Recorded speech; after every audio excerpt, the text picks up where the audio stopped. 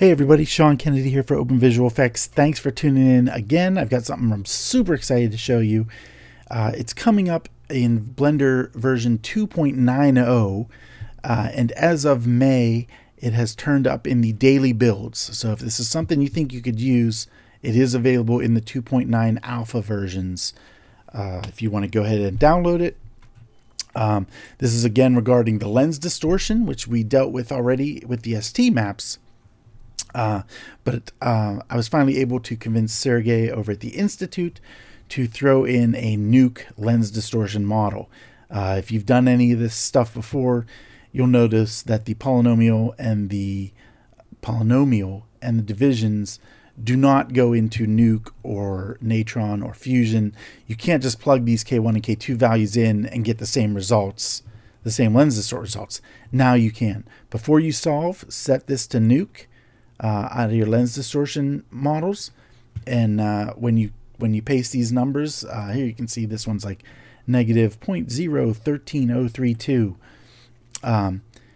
Take that solve over into Nuke and plug it into your typical lens distortion node, radial distortion 1 and 2, and it will match up perfectly. I've also tested it in Natron, seems to work great. If we take a look at it here, if we turn on our render undistorted, let me turn off the pattern and the path so we can just look at our undistorted. You can see it's kind of minimal, but that's about, that's the kind of thing that's expected, normal kind of camera lens distortion. It's pretty minimal there. If we go ahead into Nuke and we take a look at that, it's pretty much the same thing. It's kind of hard to, how would you match it up? What I did was I rendered out of Blender the first frame undistorted. And this is the standard frame. This is the undistorted frame from Blender.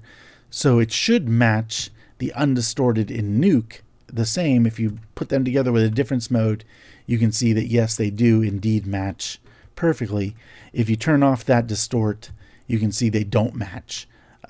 Everywhere that's black is where it's matching perfectly. Everywhere that it's not black, it is not matching. So you can see it gets funkier and funkier as it gets more toward the edge, and if you turn that on, it essentially all goes black. There's some subpixel stuff happening, but essentially this is perfect. This is exactly what you want to see. So the lens distortion is working, and be sure to, if you run into Sergey, if you want to shoot him a message, say thanks. Sergey on Twitter, hashtag Sergey on Twitter. If you want to get him there, I think he looks at that stuff once in a while, or word may get back to him if a lot of people thank him on there. But this is great. This is super useful for getting Blender integrated into a studio pipeline.